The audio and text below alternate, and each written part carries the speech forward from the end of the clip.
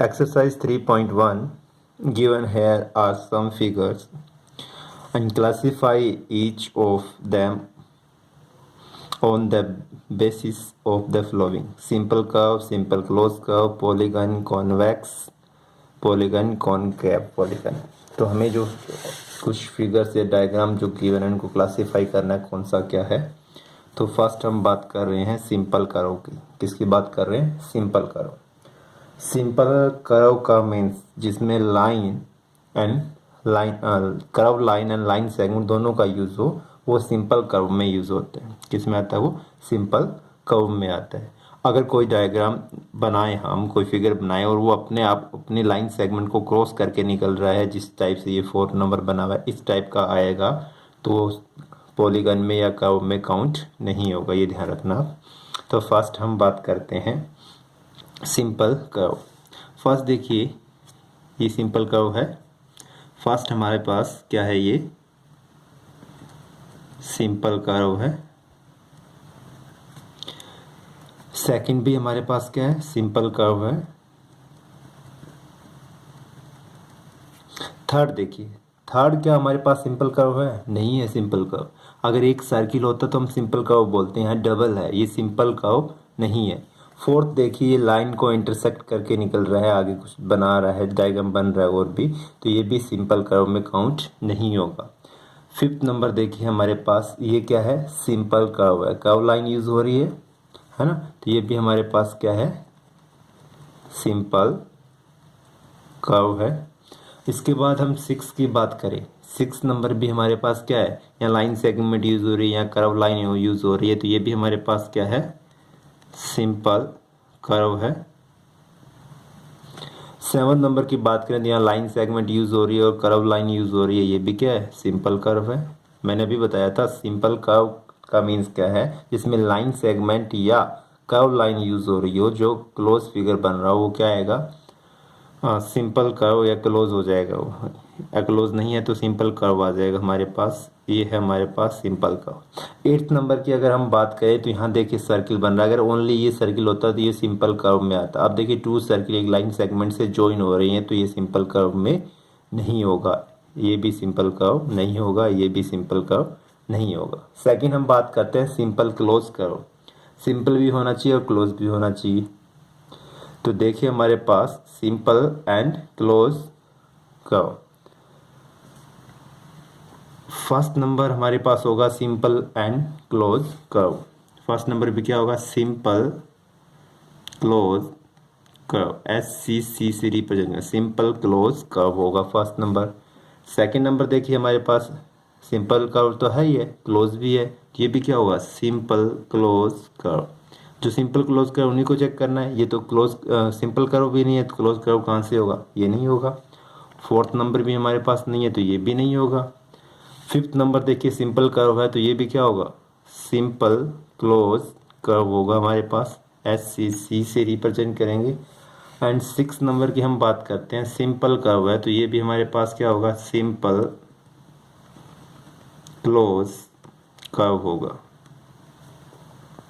ये अगर simple curve है तो ये भी क्या होगा? हमारे पास क्लोज भी है साथ में, तो ये हो जाएगा सिंपल क्लोज कर्व हो जाएगा। तो A एंड B पोर्शन हमने अभी कर लिया है। C की बात कर रहे हैं हम पॉलीगन की। अब पॉलीगन की हमने डेफिनेशन फर्स्ट में देखी थी जब हमने इंट्रोडक्शन किया था 3.1 चैप्टर का एक्सरसाइज का।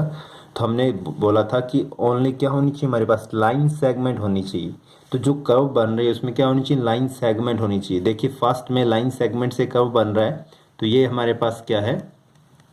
पॉलीगन। सेकंड में देखिए लाइन सेगमेंट से कर्व बन रहा है, तो ये भी हमारे पास क्या है? पॉलीगन है। ये कर्व भी सिंपल कर्व नहीं है, क्लोज कर्व नहीं है, तो पॉलीगन भी नहीं होगा। ये भी हमारे पास पॉलीगन नहीं होगा क्योंकि इंटरसेक्ट करके लाइन, फिर ये डायग्राम बन रहा है हमारे पास जो बन रहा है। ये पॉलीगन नहीं होगा क्योंकि इसमें क्या आ रही है? कर्व लाइन आ रही है। इसके लिए पॉलीगन चेक करेंगे तो यहाँ देखिए, यहाँ तो कर्व यहाँ लाइन सेगमेंट है, पर यहाँ क्या है हमारे पास? कर्व लाइन आ रही है। तो अगर यहाँ कर्व लाइन आ रही है तो ये भी क्या नहीं होगा? पॉलीगन नहीं होगा। इसमें ये 2 लाइन सेगमेंट यूज हो रही है, यहाँ कर्व लाइन यूज हो रही है, तो ये भी पॉलीगन नहीं होगा और ये भी नहीं होगा। इसके बाद हम बात करते हैं convex polygon. Convex polygon means जिसके सभी जो एंगल्स है वो लेस देन 180 होनी चाहिए। तो देखिए हम इसमें बात करें तो इसमें मोर देन 180 बन रहा है। क्या बन रहा है इसमें? More than 180। आप देखिए जो कॉन्वेक्स पॉलीगन होगा वो किस में आएगा? पॉलीगन में आएगा। तो पॉलीगन की हम जिस पॉलीगन जो राइट किए उनको ही चेक करेंगे हम। पॉलीगन हमारे पास बने 1 and 2 ओनली 2, तो इन्हीं को चेक करेंगे हम। तो फर्स्ट में ये हमारे पास पॉलीगन है, तो ये मोर देन 180 बन रहा है, तो कॉन्वेक्स तो नहीं है। ये इसके सभी एंगल क्या बन रहे हैं? लेस देन 180 बन रहे हैं, तो ये क्या हो गया? कॉन्वेक्स हो गया, कॉन्वेक्स पॉलीगन हो गया। क्या हो गया? Convex polygon. फिर ई पार्ट की बात करें हम, कॉनकेव यानी मोर देन 180। कैव यानी गुफा, अंदर की तरफ जो डायग्राम बना होगा कॉनकेव डायग्राम, कॉनकेव पॉलीगन होगा। तो ये हमारे पास कौन सा बन गया? कॉनकेव पॉलीगन हो गया। अब देखिए ये नहीं होगा क्योंकि ये पॉलीगन ही नहीं है, तो कॉनकेव कॉन्वेक्स कहाँ से होगा? ये भी पॉलीगन नहीं है, तो कॉनकेव कॉन्वेक्स कहाँ से होगा? ये भी नहीं है, ये भी पॉलीगन नहीं है, ये भी नहीं है, ये भी नहीं है, तो ये कॉनकेव और कॉन्वेक्स नहीं बन सकते इसमें। हम सेकंड क्वेश्चन की बात कर लेते हैं अभी।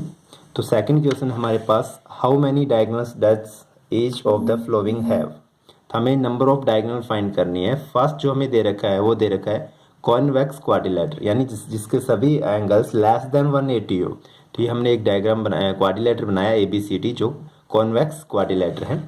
अब देखिए हमें क्या बनाना है? डायगोनल्स बनानी है। How many? तो डायगोनल्स हमने बोला था कॉन्जिक्यूटिव वर्टेक्स नहीं होनी चाहिए, नॉन कॉन्जिक्यूटिव वर्टेक्स। ए के लिए ओनली 1 वर्टेक्स है C, और B के लिए ओनली 1 वर्टेक्स है हमारे पास D। तो हमारे पास नंबर ऑफ डायगोनल कितनी हो गई? यहाँ पे 2 हो गई। तो हम राइट कर सकते हैं there are 2 diagonal in A। यहाँ राइट करना चाहे तो राइट कर सकते हैं, there are 2 diagonal, there are 2 diagonal in a convex quadrilateral। फिर हमें बताना है ए रेगुलर हेक्सागोन। रेगुलर हेक्सागोन का मीन्स जिसके ऑल साइड्स आर इक्वल हो और उसके ऑल एंगल भी क्या है हमारे पास? इक्वल आए, वो रेगुलर हेक्सागोन होगा। तो रेगुलर हेक्सागोन के लिए हमारे पास क्या डायगोनल बनानी है? तो इस वर्टेक्स के लिए हम बात करें तो इस वर्टेक्स से जो डायगोनल बनेगी 1 2 and 3। हम इस वर्टेक्स से बात करें इधर, तो इस वर्टेक्स से जब हम बात करते हैं तो हमारे पास डायगोनल बनेगी यहाँ से 1 2 and 3। अब इस वर्टेक्स से बात करें हम तो यहाँ से ये बनी हुई है, तो हमारे पास 3 और 3 6 हो गई। इससे बनी ये 7, ये बन गई 8, इससे बात की ये बन गई 8 और ये हो गई 9। तो हमारे पास टोटल कितनी डायगोनल बनेगी? 9 डायगोनल बनेगी। तो हम राइट कर सकते हैं there are 9 diagonals in a regular hexagon. फिर हमें बताना है ए ट्राइंगल। ट्राइंगल में नंबर ऑफ डायगोनल बतानी है हमें। तो ट्राइंगल में देखिए अगर इस वर्टेक्स की बात करूँ तो इसके नॉन कॉन्जिक्यूटिव वर्टेक्स नहीं है। ये कॉन्जिक्यूटिव वर्टेक्स इसी लाइन सेगमेंट पे आ रहा है, ये भी कॉन्जिक्यूटिव वर्टेक्स इसी लाइन सेगमेंट पे आ रहा है, तो नॉन नहीं है, तो इस पॉइंट से डायगोनल ड्रॉ नहीं कर सकते, इससे नहीं कर सकते और इससे नहीं कर सकते। तो हम राइट कर सकते हैं इसमें, क्या राइट करेंगे? ए ट्राइंगल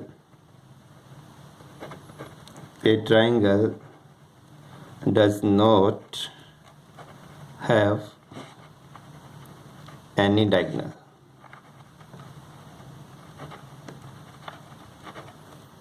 इन इट। तो हमारे पास ट्राइंगल के लिए जो डायगोनल होती है वो कितनी होती है? 0 होती है, नहीं बनती। चलो हम क्वेश्चन नंबर 3 की बात कर लेते हैं इसी में। और थर्ड नंबर हमारे पास क्या है? थर्ड नंबर हमारे पास what is the sum of measure of the angle of convex quadrilateral. Convex quadrilateral के हमें एंगल्स का मेजर बताना है, चेक करना है। Will this property hold if the quadrilateral is not convex. पहले हमें कॉन्वेक्स क्वाड्रिलेटर के लिए बताना है, फिर नॉट कॉन्वेक्स के लिए बताना है। नॉट कॉन्वेक्स मीन्स कॉनकेव हो जाएगा।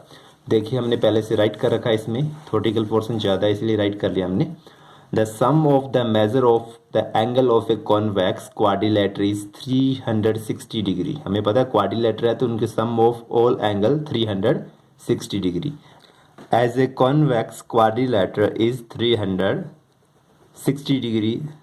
As a convex quadrilateral is made of two triangle. ये कॉन्वेक्स क्वाड्रिलेटर बनाया था हमने ABCD। अगर मैंने AC डायगोनल ड्रॉ कर ली तो हमारे पास टू ट्राइंगल्स बन गए, ट्राइंगल ABC ये पोर्शन बन गया हमारे पास, एक तो ये ट्राइंगल बन गया और एक सेकंड ट्राइंगल ACD बन गया। टू ट्राइंगल्स बन गए और हमें पता है ट्राइंगल्स के लिए ट्राइंगल में एंगल सम प्रॉपर्टी से सम ऑफ ऑल इंटीरियर एंगल 180 होता है, तो इस ट्राइंगल का भी कितना होगा 180 डिग्री होगा। तो सम of all the interior angle of this quadrilateral will be same as the sum of all the interior angle of these two triangle। means इस क्वाड्रिलेटर का जो टोटल इंटीरियर एंगल का सम होगा वो इन टू ट्राइंगल के angles के सम के equal होगा। तो फर्स्ट ट्राइंगल में एंगल सम प्रॉपर्टी से हमारे पास कितना बनेगा 180 डिग्री और सेकंड ट्राइंगल में भी कितना बनेगा 180। तो क्या बन गया हमारे पास 360 डिग्री, यानी कॉन्वेक्स क्वाड्रिलेटर के सम ऑफ ऑल इंटीरियर एंगल जो बने हमारे पास वो बन गए 360 degree. Yes this property also hold true for a quadrilateral which is not convex. अगर हम ये प्रॉपर्टी सेम नॉट कॉन्वेक्स के लिए अप्लाई करें तो वहाँ भी ट्रू होगी, क्योंकि क्वाड्रिलेटर तो बन रहा है नॉन कॉन्वेक्स और नॉन कॉन्वेक्स में अगर हम डायगोनल ड्रॉ करते हैं तो हमारे पास क्या बन जाएंगे टू ट्राइंगल फॉर्मेट बनेगी। This is because any quadrilateral can be divide in two triangle. किसी भी हम क्वाड्रिलेटर को चाहे वो कॉन्वेक्स हो या नॉन कॉन्वेक्स हो हम उसे टू ट्राइंगल में डिवाइड कर सकते हैं। यहाँ टू ट्राइंगल हमने बनाए PRS, ये पोर्शन बनाया PRS एंड सेकंड बनाया हमने PRQ, सेकंड ट्राइंगल बनाया PRQ। Therefore sum of all interior angle of this quadrilateral will also be 180 plus 180 is equal to 360 degree. तो जो हमने कॉन्वेक्स के लिए अप्लाई किया था सम ऑफ ऑल इंटीरियर एंगल की ट्राइंगल बना के, वही हमने कॉनकेव के लिए किया। दोनों में ये क्या रहेगा, जो कॉनवेक्स पे अप्लाई हो रहा है वो कॉनकेव पे भी अप्लाई होगा। Thank you.